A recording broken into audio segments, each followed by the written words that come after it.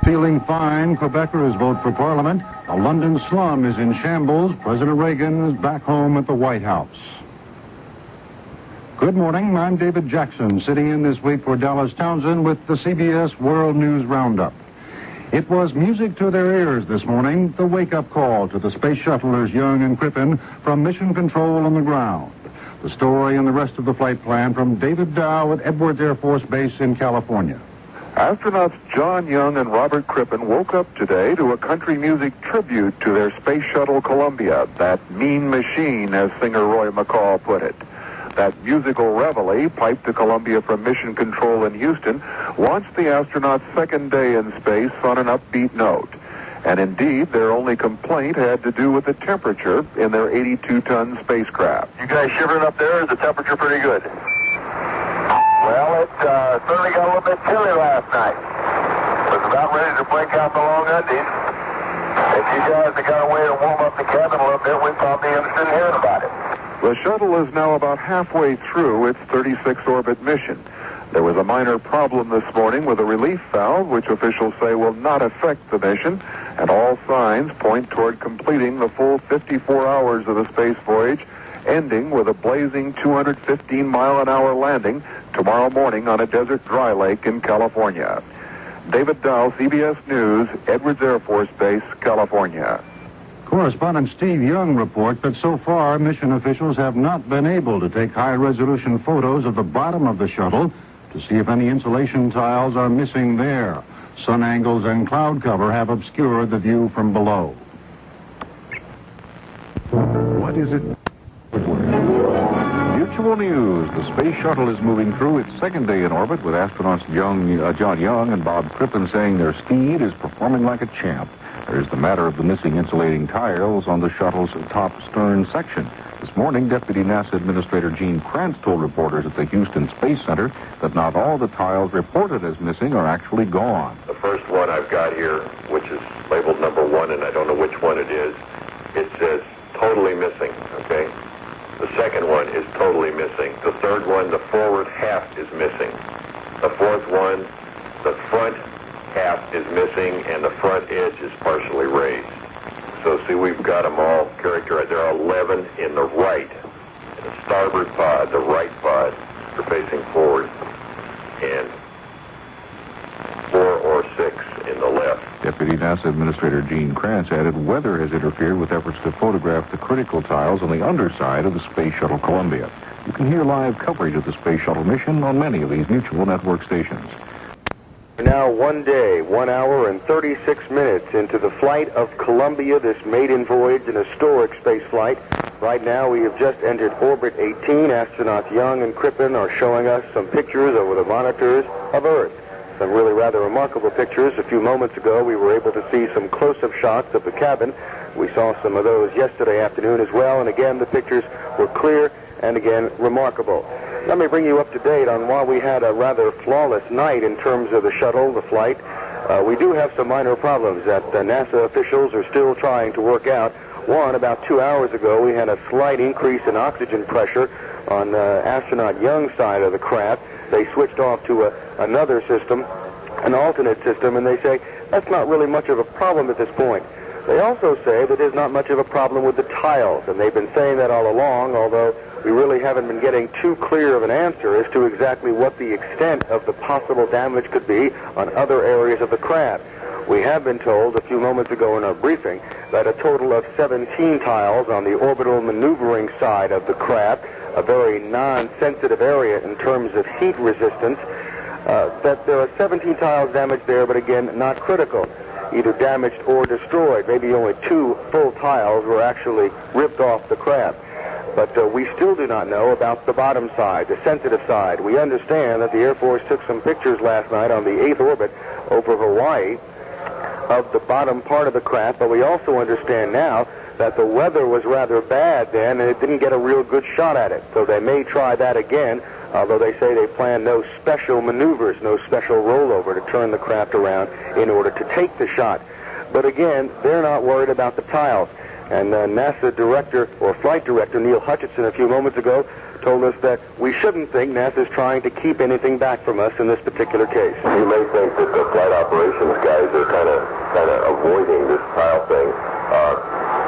Tiles are something that we can't do a whole heck of a lot about. They're not really our metal. You know, it's kind of like the heat shield on an Apollo. It's something that's there and designed, and we're working the daylights out of this thing, trying to understand it. But it's not like an ECS system or a computer or something like that we spend our life manhandling. So it's a kind of unfamiliar, at least for me, it's very unfamiliar territory. John, you had asked me a little while ago to check and see if there was any way that Houstonians might be able to see Columbia with the naked eye. Columbia does come rather close to the Houston area, sometimes a little north, sometimes a little south, on 4 orbits. Unfortunately, they are all in the daylight hour. The only possible chance, and again, NASA officials say this is really rather unlikely, is on orbit 32, which will take place between 5 and 6 o'clock tomorrow morning, just as the orbiter is beginning its deorbit cycle. It will come to the south, well, coming from, let's say, the southwest to the northeast, about 100 miles south of Houston. So you could have a potential chance of seeing it in the sky then, but they say it's not very likely. Can you tell us what time that might be, Wayne? Yeah, John, it should be just about sunrise, maybe 15 minutes before. It's very hard. The engineers were trying to isolate the exact time for me, but they really couldn't. They told me really it would be probably about 10 minutes before sunrise, and again, the craft would be coming out of the sky from the southwest toward the northeast. It would actually be coming over the Gulf of Mexico, John, off the coast. But as you know, you can see this thing because it is so big for a very long distance. One final question, Wayne. What does the activity look like for today? John, NASA officials have told us all along that day number 2, which is the day we're in right now, is gravy because really they have accomplished their mission. They have opened the Payload Bay Doors, which is what they really wanted to do. Really, they've gotten the thing up in space, which is, of course, an accomplishment in itself after all these years of problems, technical delays. All kinds of testing going on today. They're going to be putting on their pressurized suits later, then they're going to be taking them off. They're doing some cabin air quality testing, getting ready for their deorbit, which will begin sometime in the late evening, early morning, to begin their cycle. Basically, they'll be making the same sort of maneuvers that brought them into orbit originally, only this time they'll be bringing themselves out of orbit for what should be, hopefully, a spectacular landing tomorrow sometime around lunch at Edwards Air Force Base. All right, thank you very much. Wayne Dolcefino reporting live from the Johnson Space Center. Houston, CBS News. While astronauts Young and Crippen busy themselves aboard the orbiting Columbia, NASA prepares to photograph the space shuttle's underside to see if any vital heat-resistant tiles are damaged or missing. I'm Charles Osgood reporting on the CBS Radio Network. The space agency has ordered high-resolution cameras in Florida and Hawaii to take snapshots of Columbia's underbelly. Associated Press reports Air Force sources are saying photos taken in Hawaii yesterday indicate the tiles are intact. But NASA denies that today, as Steve Young reports. The space agency has not received any high-resolution photographs yet from classified Air Force cameras proving either way whether heat protective tiles are missing or intact on the critical underside of the orbiter Columbia. This morning, NASA said it believes between 15 and 17 of those tiles in non-critical areas were affected during the launch yesterday. Deputy Flight Director Eugene Kranz told CBS News this morning the Air Force has sent the space agency some pictures, but Columbia was about 1,000 miles away, and the pictures only showed a streak across the photograph. The geometry, sun angle, and the angle between the cameras and the shuttle all have to be correct. Cloud cover has been blocking the camera's view also, but conditions have improved today. In the last half hour, the shuttle passed within about 290 miles of the cameras. At about 2 p.m. Eastern Time, it should be less than 173 miles away. And at that distance, the cameras reportedly can see an individual 6-inch by 6-inch tile. Steve Young, CBS News, Johnson Space Center, Houston. More when CBS News continues. Officials call it just a great day. They say the mission really is a success already. It will be a rather significant maneuver in about 16 minutes or so. The Payload Bay Doors will be closed. Of course, you remember they were opened a few hours after the takeoff yesterday. Of course, it's critical that the bay doors be closed because it's necessary for re-entry. Of course, they will be opened again in about 2.5 hours and then closed one more time just about 4 hours before the Columbia makes its descent, hopefully to Edwards Air Force Base in California. Other than that, basically just some tests, preparation for the re-entry tomorrow morning, and some quality tests, also just realigning the aircraft, which they do every couple of hours or so. Other than that, they'll be just eating their meals, performing their duties. They'll be going to sleep around 7 o'clock tonight, getting up at 3 o'clock tomorrow morning, as I said again, preparing for the re-entry into the Earth's orbit, or into the Earth's atmosphere, that is. I'm Wayne Dolcefino, reporting live from the Johnson Space Center. News of a bit. A horizontal situation indicator is reported to be sticking, although that could not be considered critical, nor could a sticky oxygen regulator. The astronauts are expected to try to unstick them later in the flight.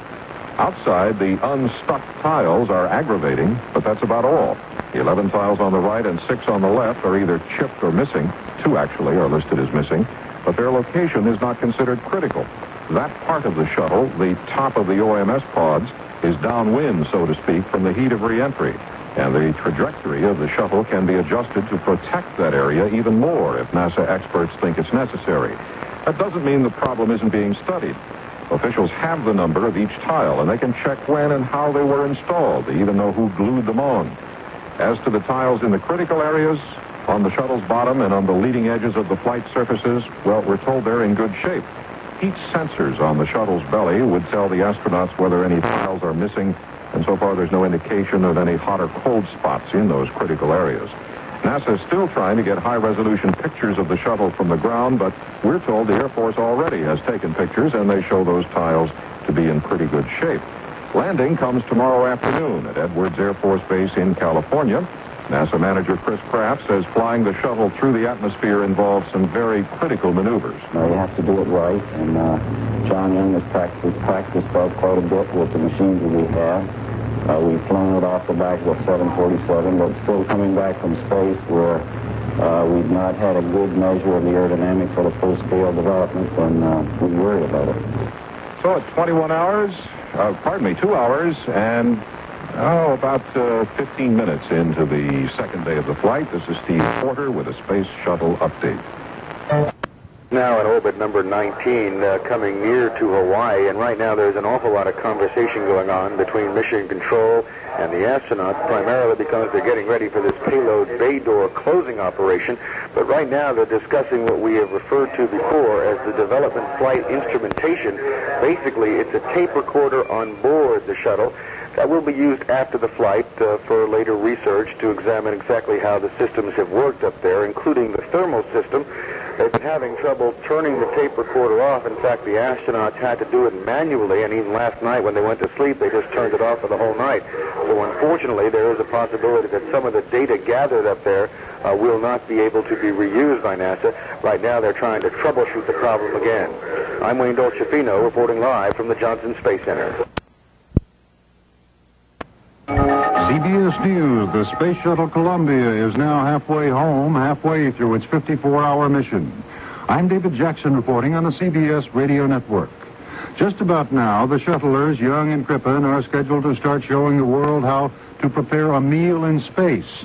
A bit earlier, pilot Crippen found time for a bit of sightseeing and announced a discovery. I've discovered there's lots of clouds around the world. Roger. Beautiful shot of the Cape Cod up there. I wish we could see it.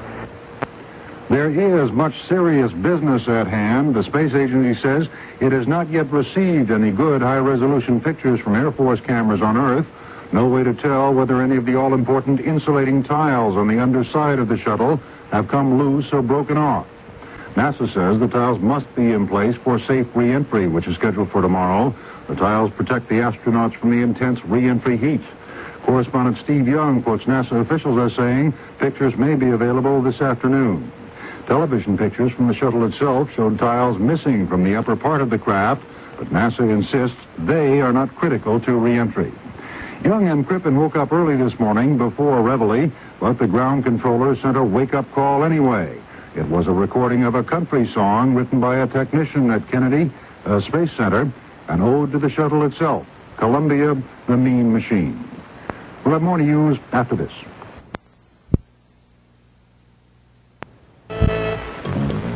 This is a Space Shuttle update. I'm Steve Porter at Cape Canaveral. A little glitch here, a little glitch there, but nothing that's a real showstopper.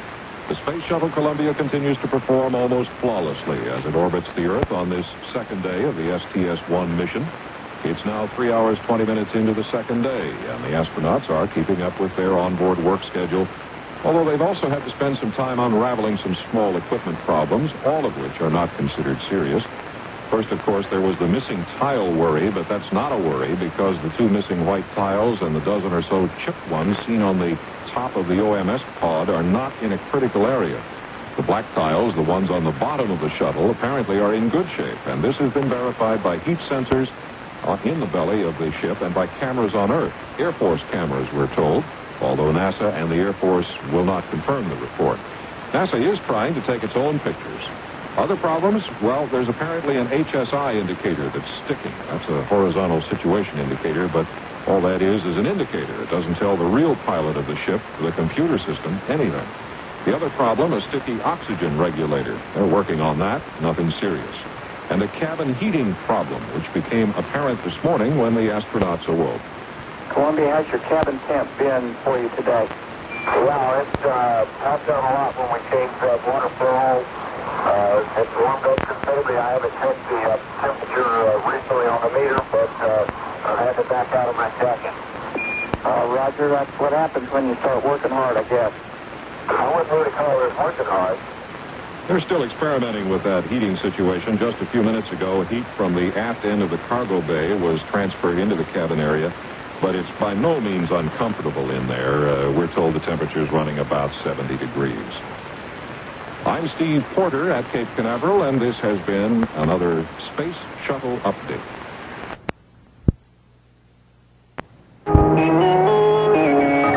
CBS News. After a weekend of racial violence in a mostly black section of South London, the British government has ordered an investigation.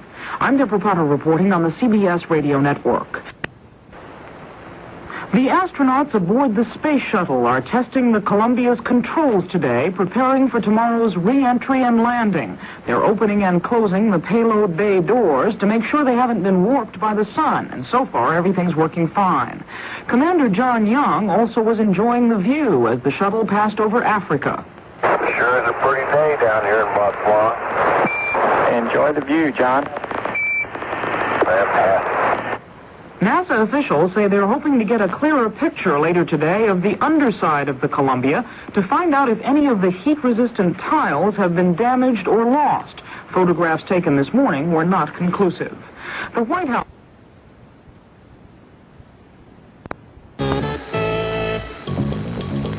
This is a Space Shuttle update. I'm Steve Porter at Cape Canaveral. The astronauts in space and mission controllers on the ground are as pleased as they can be about the way the Columbia is performing. The STS-1 mission, now past the halfway point with landing scheduled for tomorrow afternoon in California, has had its share of minor problems, but as one space official puts it, nothing that's a real showstopper. There are the missing white tiles on the OMS pod. NASA's reaction seems to be, so what? The missing tiles don't seem to be causing any concern about the condition of the black tiles in critical areas, although they are still awaiting the results of attempts at high-resolution photography from Earth-based cameras. We have a report the Air Force already has taken pictures and reports everything fine, but we can't confirm that. Other problems, a sticky oxygen regulator, a sticky horizontal situation indicator, and a heat transfer problem affecting the temperature of the air in the cabin. The heat problem seems to have mission controllers puzzled, although they're not overly concerned about it.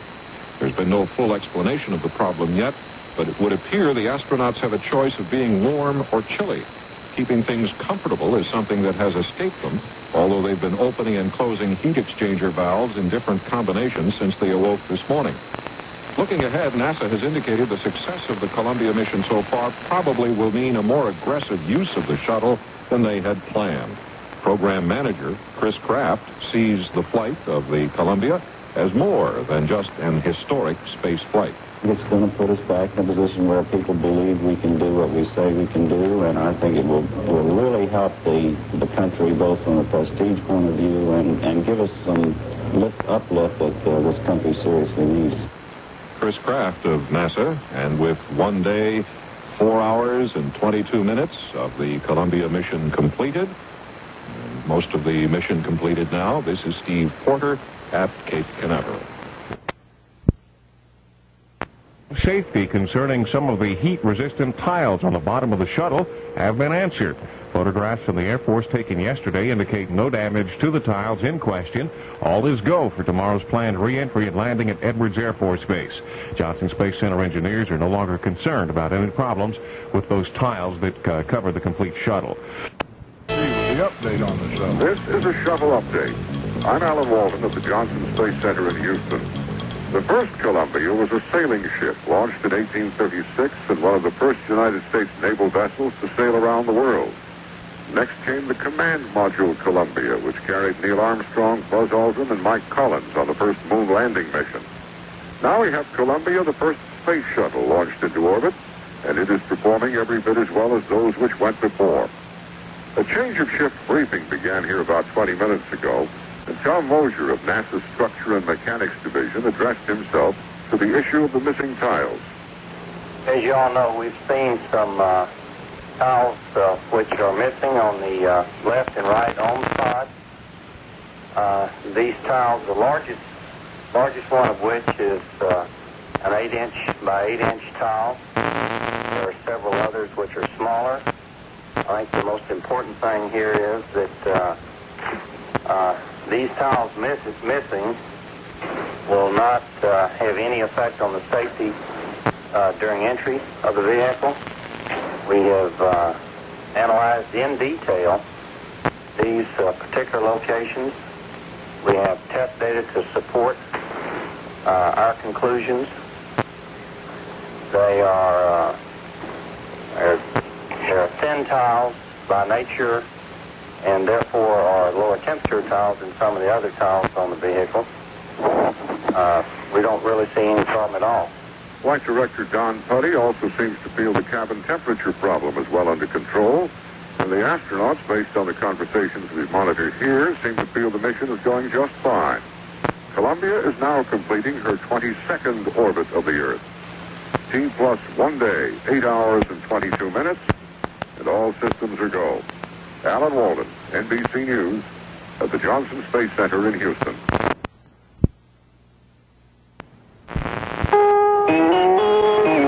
CBS News. The latest briefing from NASA at the Johnson Space Center in Houston indicates John Young and Robert Crippen feel fine, and the weather looks good for tomorrow's planned landing of the Space Shuttle Columbia at Edwards Air Base in California. I'm Stephanie Shelton reporting on the CBS Radio Network. But what about those heat-shielding tiles that fell off during the launch? Are they still in place on Columbia's underside? Steve Young has a report. Space Agency officials said this afternoon that on the shuttle's closest passes to high-resolution cameras on the ground, geometry and weather conditions prevented good pictures of the critical underside of the orbiter Columbia. So NASA has no hard evidence that the tiles, which are essential to protect the astronauts from the heat of re-entry, are intact, although officials claim to be confident that the critical tiles are okay. Deputy Flight Director Eugene Cran said that on the 17th revolution, the elevation angle of the shuttle was too low, and on the 21st revolution, the cloud cover was too thick. Agency officials are continuing to work with classified Defense Department facilities to get hard, reassuring evidence and would not discuss details. They said that one reason they feel confident that the critical tiles remain in place is that they passed rigorous testing on the ground, while the thinner, non-critical tiles did not, because they tended to break in the testing process. Steve Young, CBS News, Johnson Space Center, Houston. More in a minute.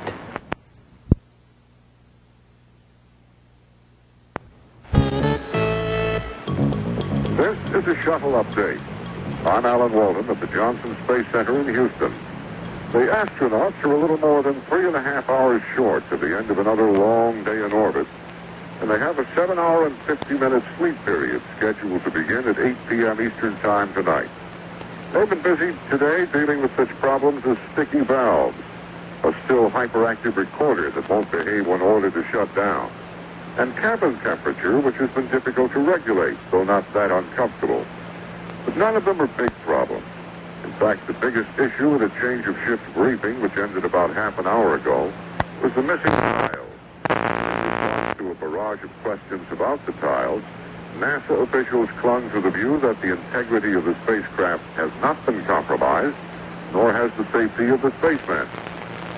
The astronauts, both young and Crippen in orbit, and their friends and colleagues here, seem more than pleased with Columbia's performance and the shuttle program in general. Earlier today, astronaut Joe Kerwin, a Skylab veteran, told me, "With great enthusiasm, we react to it.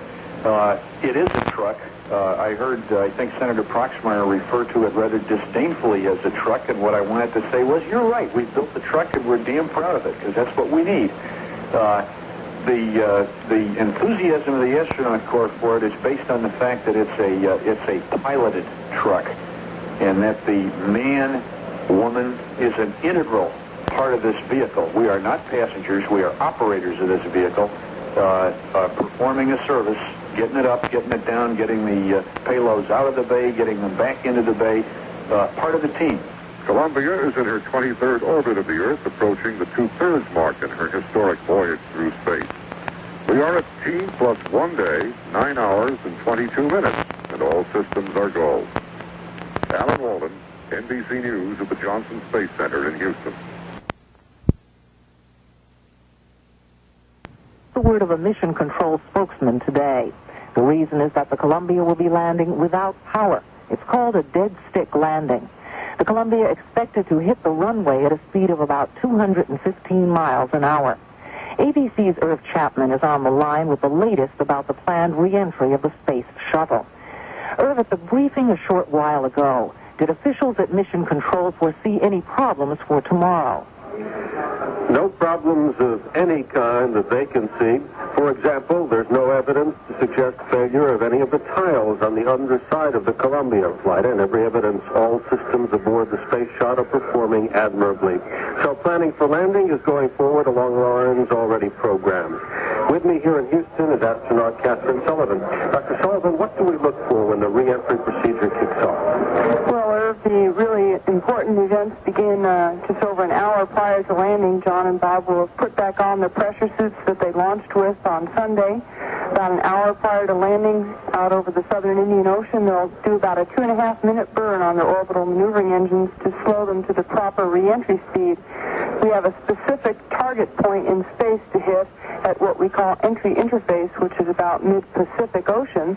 It's 400,000 feet, and we'll cross that point about 5,000 miles from landing at 24 times the speed of sound. And we'll come over the coast of California and actually fly overhead of Edwards Air Force Base at about Mach 1, the speed of sound, swing around to the east and turn back heading west to land on the lakebed. And a lot of Californians will be out there watching, Vida. Thank you. ABC's Irv Chapman with Dr. Catherine Sullivan. Will there be a tax cut compromise? That story coming up. America's astronauts enter orbit 24 and all is well. I'm Mike Allen, American Contemporary Radio. Robert Crippen and John Young are revolving around the Earth for the 24th time, with preparations being made here on Earth for their descent on the California desert tomorrow. Edwards Air Force Base north of Los Angeles in California's Antelope Valley, weather conditions are now reported favorable for the landing. There's one big question at the moment, speculation on those heat-resistant tiles on the bottom of the Columbia Space Shuttle. In Houston, NASA spokesman Gene Kranz says there's no hard evidence of missing tiles at the moment, but if there are, they are not worried. We have no reason to believe that we have any systems problems or it's going to cause us any deviation whatsoever from our normal procedures. We don't expect the missing tile to cause anything that may be a little local damage, but certainly, and that's something that you would see on the ground afterwards and could be fixed, certainly nothing that would affect our vehicle capability as far as entry and landing. NASA spokesman Gene Kranz at the Johnson Space Center at Houston. At Edwards Air Force Base, ABC's John Lyons has more on the plans for the landing tomorrow. John? All is ready right now for the return of the Space Shuttle Columbia. More than ready, I'd say. The weather at landing is expected to be just as it is right now. A very light breeze, warm temperatures, and visibility you can see into the middle of next week. When the shuttle sets down, it'll set off a giant billow of light sand in the wake of the shuttle. This is not a concrete runway. It's hard, packed sand, the dried-out remains of an ancient lakebed. All over the area here, reporters from around the world preparing to cover the return. And there are estimates that hundreds of thousands, perhaps even 1 million people will come out to the area for a fleeting glimpse of history in the making. ABC's John Lyons at Edwards Air Force Base. Vice President Bush conveyed the wishes of President Reagan to the astronauts today with a personal phone call from the White House to the astronauts in the wild blue. More trouble tonight in South London. That story coming up.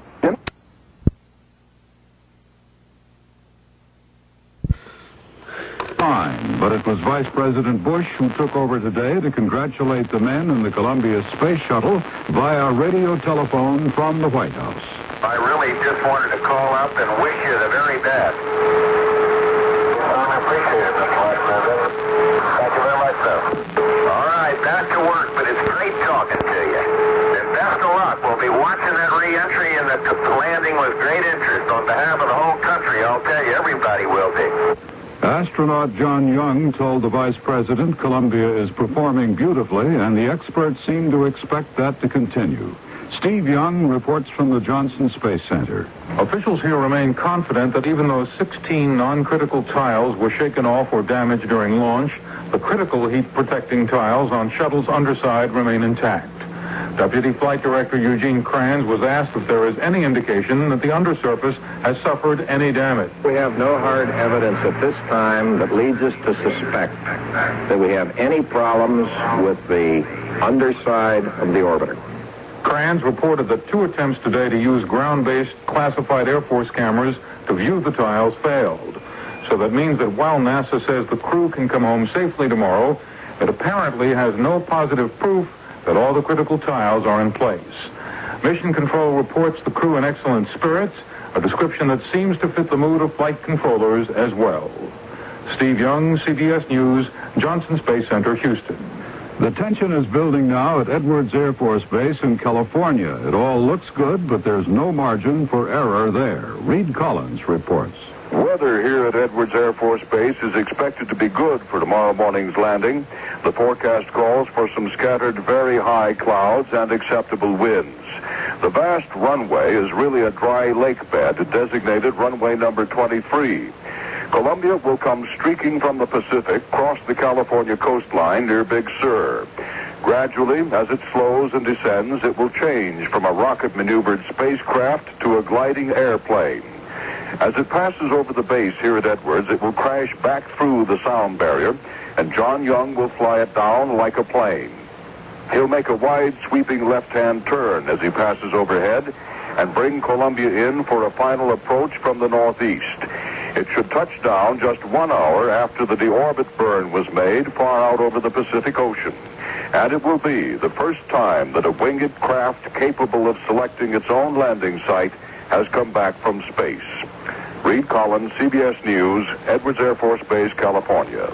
More news after this. And in Houston, CBS News. There's been more violence in the Brixton section of South London. The fourth straight night of trouble there. This is John Bohannon reporting on the CBS Radio Network.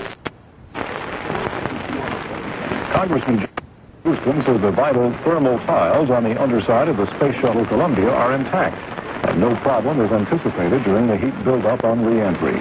The Space Shuttle will enter the Earth's atmosphere at a speed of about 17,000 miles per hour, slowing down to just over 200 miles an hour for a wheels down, soft landing just like an airliner.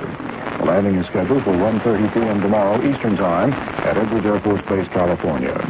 There were 2 TV transmissions today from the Space Shuttle, and during the second telecast, John Young talked to Vice President Bush. How's Crip's heartbeat doing? Oh, really? Well, I couldn't understand that. I thought he was a calm guy out there, you know, and now look at him. During yesterday's liftoff, Robert Crippen's heart rate went up to 130 from a normal 55 beats a minute.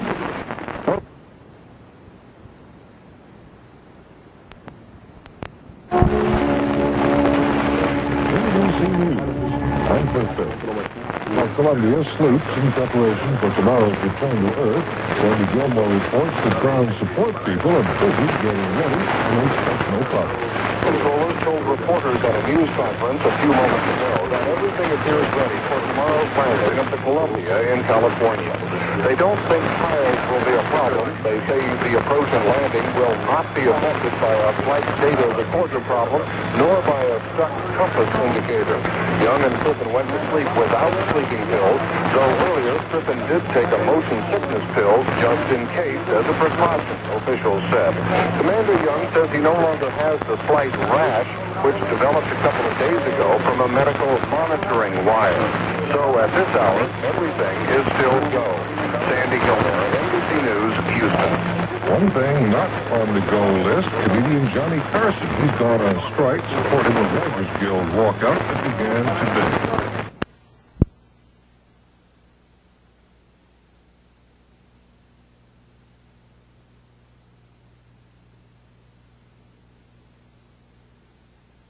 We have no reason to believe that we have any system problems that are going to cause us any deviation whatsoever from our nominal procedures. We don't expect the missing tiles to cause anything that may be a little local damage, but certainly, and that's something that you would see on the ground afterwards and could be fixed.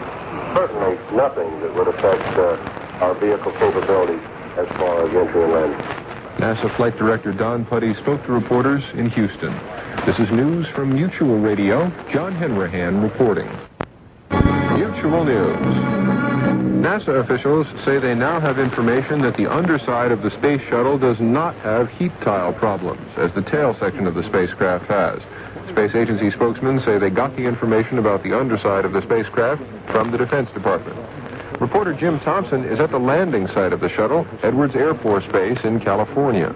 As thousands of people make their way here to Edwards Air Force Base in the Mojave Desert, space at public viewing sites is becoming a prime commodity.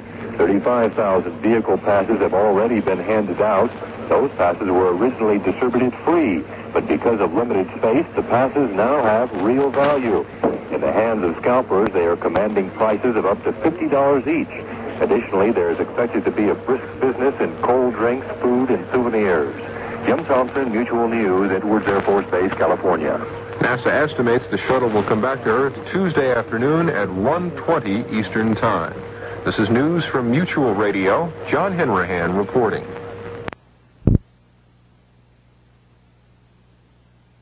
Columbia is ready to make more history today. Ship from space to a controlled landing. Good morning, I'm Charles Osgood reporting on the CBS Radio Network. It was a zany reveille that the Houston controls sounded for astronauts Crippen and Young this morning, a recording of trumpets, noise, one-line jokes, and insults. But it had its effect. The astronauts were awakened, are apparently in good humor, and they're preparing to return to Earth. The space shuttle should land on a dry lake bed at Edwards Air Force Base in California at 1:22 p.m. Eastern Time. There right now is Reed Collins. Young and Crippen were up half an hour early today and are going through the deorbit checklist, preparing to come home. The flight recorder that measures thermal loads during re-entry may or may not be working, but after fooling with it yesterday, NASA and the astronauts have decided just to let it run and see what happens after they're on the ground. NASA has stopped talking about some classified attempts to get information about the heat tiles on the underside of the ship. Instead, it has issued a terse statement, read a short time ago by Flight Director Neil Hutchinson. We've examined all the available data relative to the thermal protection system and have concluded we have no basis for altering our plans for entry or landing. And that's the last word on the tiles. The world will know when the Columbia first calls to Earth after re-entry in little more than 5 hours. Reed Collins, CBS News, Edwards Air Force Base in California. More news in a minute. All right. And that's really all.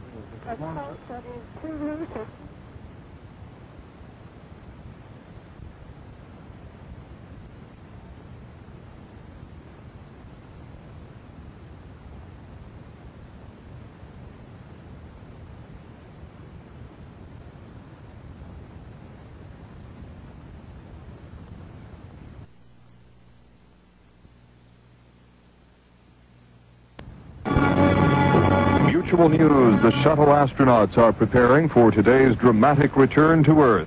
Mutual correspondent Jim Slade reports from the Kennedy Space Center. With their spacecraft cum airplane operating as though it had done all this before, John Young and Bob Crippen are preparing to end the flight. Most of the chatter on the radio circuits has to do with small things at this point, with the exception of data radioed them about the time for ignition of their orbital engines to slow down the machine for re-entry. That engine burn will take place over the Indian Ocean about an hour before the planned touchdown time of 1:22 Eastern Standard. In the meantime, they're getting things stowed away for the re-entry maneuver. Jim Slade, Mutual News, the Kennedy Space Center. The Columbia will land at Edwards Air Force Base in California, where near-perfect weather is reported. Complete live coverage of the shuttle landing can be heard over many of these Mutual stations. This is The World This Morning from Mutual Radio.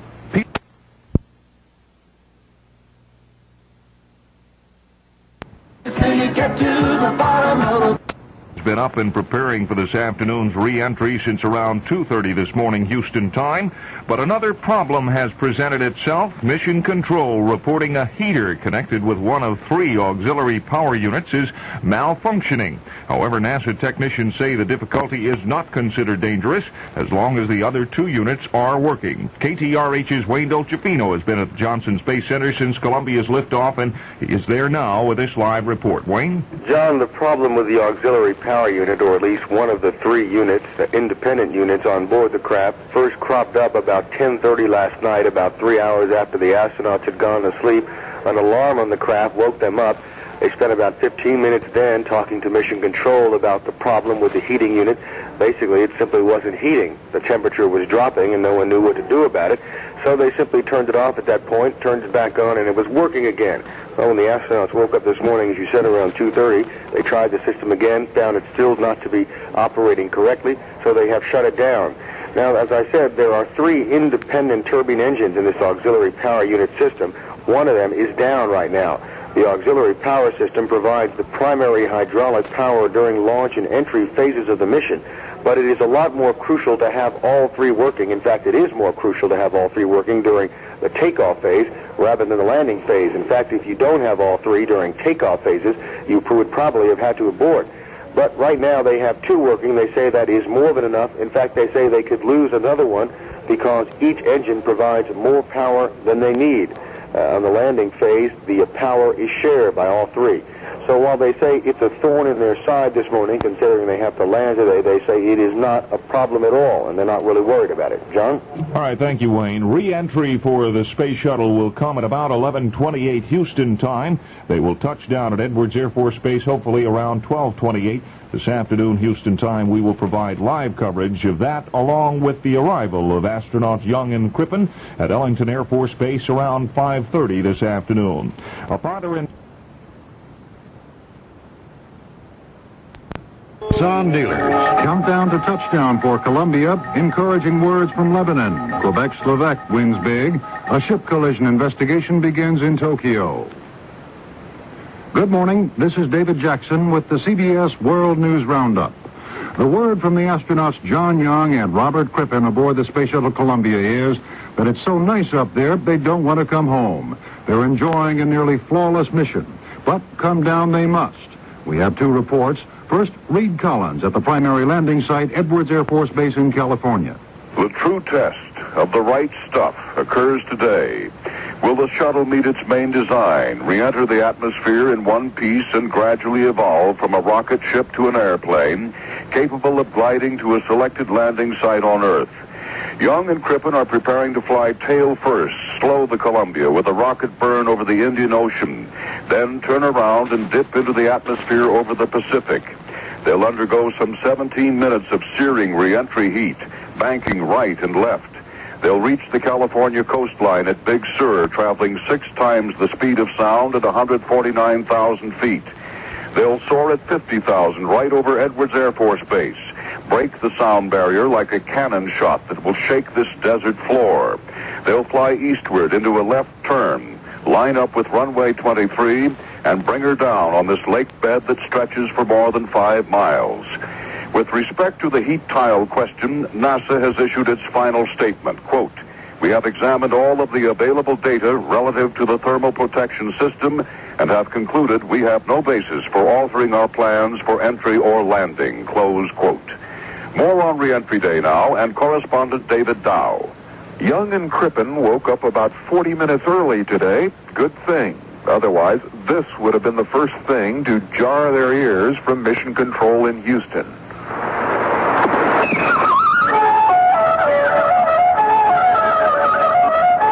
Good morning, boy. Oh, John. Repeat.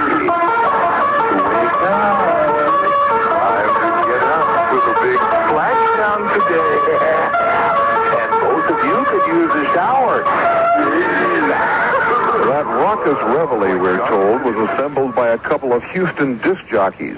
Yesterday, flight controllers roused the sleeping astronauts with a country song called Columbia, That Mean Machine. This morning, Young, a retired naval captain, had a suitably naval response. Now hear this, he barked. All hands hit the deck. High spirits in space, just hours from an historic landing. David Dow, CBS News, Edwards Air Force Base, California.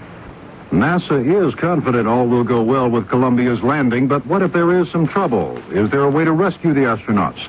The only help that might be quickly available would be from the two Soviet cosmonauts orbiting aboard Salyut 6 space station. But correspondent Gordon Joselov in Moscow says that while the U.S. and the Soviet Union signed a treaty to help each other's spacemen in trouble, Western space experts say that would be next to impossible on this mission. The craft are too far apart. Neither is designed for rescue work. Systems ago, of course, we told you a little while ago there was a slight problem overnight with one of 3 auxiliary power units. It's been shut down, but the other 2, NASA officials say, will take care of any type of hydraulic power necessary for the re-entry phase. A little while ago, Flight Director Neil Hutchinson, coming off his Silver Team ship change, gave us a briefing on what we can expect to see later on the day. Currently scheduled for 53 hours, 21 minutes, and 30 seconds. Delta V is 279 feet per second. That gives us a landing at Edwards, wheels down at 12:22 Central Standard Time, which is fairly close to nominal, awfully close to nominal.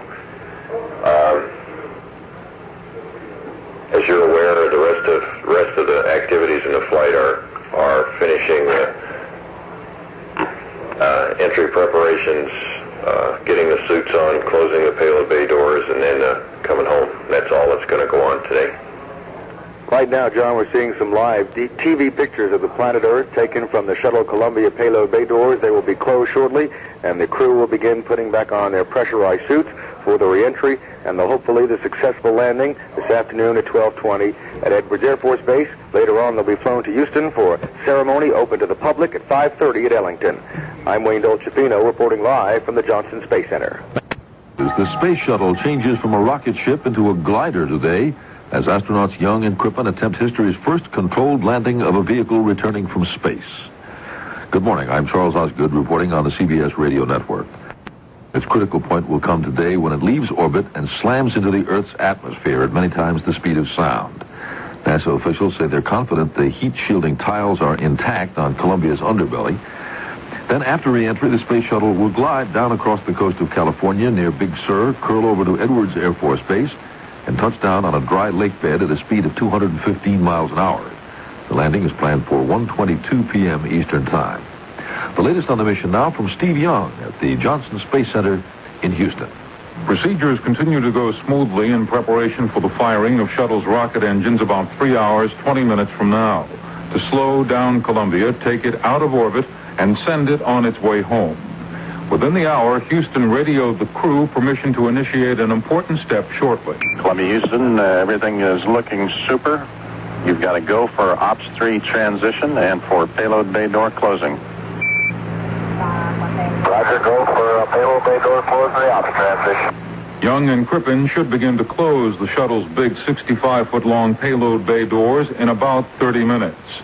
During flight, the doors must be open so that radiators on the inside surface can vent heat into space. To conclude a flight, the doors must be securely closed or the shuttle would gyrate wildly on re-entry and burn up. At this point, Young and Crippen should no longer be in shirt sleeves, but well along into putting on their spacesuits. Steve Young, CBS News, Johnson Space Center, Houston. More news in a minute. All systems still go. The crew, astronauts Crippen and Young, have now put on their emergency ejection suits. In about an hour from now, we should see the final closing, the second closing of the Payload Bay Doors, an extremely critical maneuver, as you know, because if those doors do not close, re-entry will be impossible.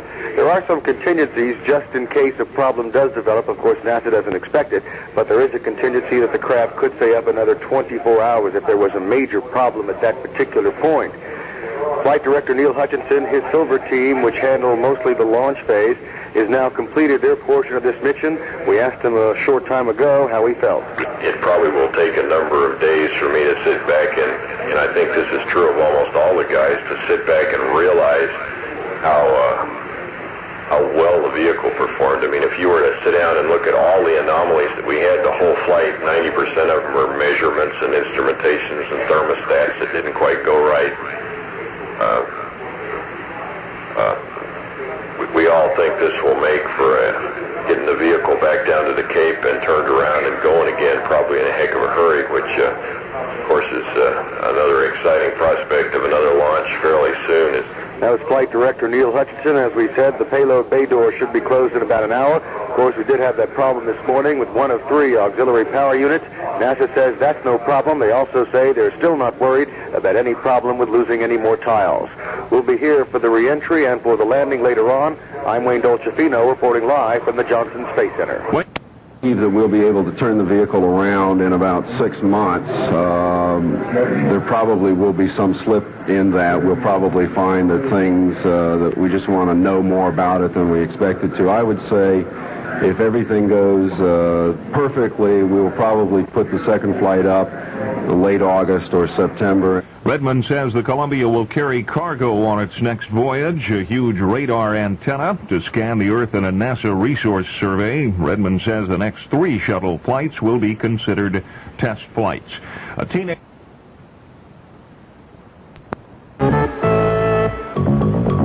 This is a Space Shuttle update. I'm Steve Porter at Cape Canaveral. At 3 days, 2 hours, and 20 minutes into the flight of the Columbia, things are looking mighty good, with homecoming now just a few hours away. At Mission Control in Houston is Alan Walden. Alan, I imagine excitement is building there. Yeah, I've got to correct one thing. I think we're at 2 days, 2 hours, and 20 minutes, but excitement is building. However, it's a different kind of excitement, Steve, from what I've experienced before on the first flight of a spaceship. I remember the Apollo 7 mission and I think it was Gemini 3, and the missions here, the controllers here are very confident in this, extremely confident, very laid back, as indicated by the hijinks during the wake-up call this morning. Everything seems to be going very well. There have been a few minor changes in the time hacks. The time frames for return, the deorbit maneuver now scheduled for 12:21:30 Eastern Time, with a communications blackout from 12:51:44 to 1:07:37. And now we are told the Columbia and its astronauts will land at the Rogers Dry Lakebed in California at 1:21:33 Eastern Time at a speed of about 213 to 215 miles an hour. Considering the speed they're achieving right now, that isn't very fast at all, is it? No, it isn't. And as far as time hacks are concerned, thank you for the correction. I'm sure that the space officials out there have got it right anyway. One thing the mission controllers will be monitoring very closely is that transition from spaceship to airplane. In space, of course, rocket control systems, small rockets, are used to turn the spaceship around, pitch it up and down. But as the shuttle enters the atmosphere, elevons and rudders will be used, much the same as an airplane, as it makes its full transition from a space orbiter to an airplane. At 2 days, 2 hours, and 22 minutes into the flight, this is Steve Porter at Cape Canaveral. CBS News, the Space Shuttle astronauts have cleared a major hurdle in the way of re-entry, the closing of the Columbia's big cargo bay doors. I'm David Jackson reporting on the CBS Radio Network. And for the latest on this crucial operation, correspondent Steve Young at Johnson Space Center in Houston. With its payload bay doors open, Columbia could not transform itself from a spaceship that carried the crew in orbit for more than 2 days into the powerless airplane they hope will carry them home.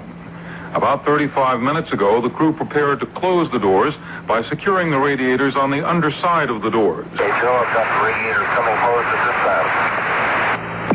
Roger that. And I have latched both radiators. At that point, just as Columbia was going out of radio range, the crew began to close the doors themselves. When communications was reestablished about 15 minutes ago, telemetry received in Mission Control indicated what Young and Crippen already knew. The doors had properly closed and were safely latched up. Okay, we're configured for AOS. Okay, thank you very much, and we're looking at some pretty good payload bay door data down here. Fantastic data. Those doors close up and lock just like they're supposed to. The crew has a scheduled snack period shortly before preparing for the deorbit rocket burn. Steve Young, CBS News, Johnson Space Center, Houston.